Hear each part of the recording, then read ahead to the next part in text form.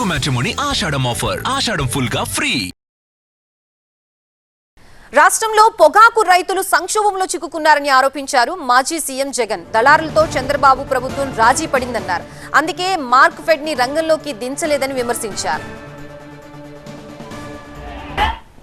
రైతన్న ఈ సిండికేట్తో రైతన్న తీవ్రంగా నష్టపోతా ఉన్న పరిస్థితులు కనిపిస్తూ ఉన్నాయి.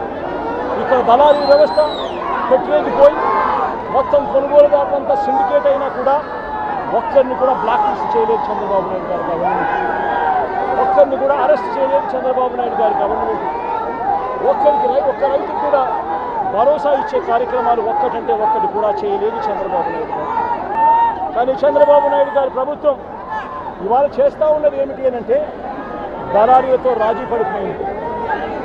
దళారీలతో నాకింత నీకింత అని చెప్పి కంపెనీలతో సర్దుబాటు చేసుకుంది కాబట్టి ప్లాట్ఫామ్ మీదకి మార్క్ ఫెడ్ను పోటీదారుడుగా కొనుగోలుదారుడుగా దింపలేదు. చంద్రబాబు హయాంలో ఒక్క గంజాయి పంటకే గిట్టుబాటు ధర లభిస్తోందన్నారు జగన్. చంద్రబాబు పాలన రైతులకి హానికరమని, వ్యవసాయానికి ప్రమాదకరమని ఆరోపించారు. చంద్రబాబు హయాంలో గిట్టుబాటు ధర వచ్చింది, కేవలం ఏ రైతుకు గిట్టుబాటు ధర రాలేదు. ఏ పంటకు చంద్రబాబు గారి హయాంలో గిట్టుబాటు ధర రాలేదు. గిట్టుబాటు ధరలు వచ్చింది కేవలం ఒకే ఒక్క పంటకు. ఆ రైతులు కూడా చంద్రబాబు గారి వెన్నుపోటు పార్టీకి సంబంధించిన మనుషులే. అదే పంటో తెలుసా? ఓ గంజాయి తప్ప. చంద్రబాబు నాయుడు గారు అంటాడు బియ్యం తింటే క్యాన్సర్ వస్తుందంట, కాబట్టి వరికి గిట్టుబాటు ధరలు రాకుండా డమాల్ చేసే కార్యక్రమం చేశారు.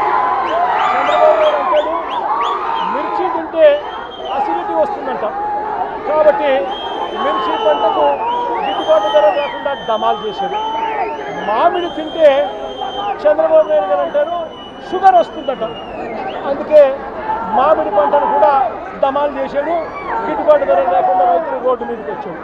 ఇక పొగాకు పరిస్థితి చూస్తే హెల్త్ దెబ్బతింటుందంట, పొగాకుకు మంచి రేటు వస్తే అని పొగాకు రైతు కూడా ఇవాళ డమాలనిపించాడు. చంద్రబాబు నాయుడు గారి పరిపాలనలో రైతులు హానికరం, వ్యవసాయానికి చంద్రబాబు నాయుడు గారి పరిపాలన ప్రమాదకరంగా ఈరోజు రాష్ట్రంలో పరిస్థితులు ఉన్నాయి. తెలుగు మ్యాట్రిమోనీ ఆషాఢం ఆఫర్. ఆషాఢం ఫుల్ గా ఫ్రీ.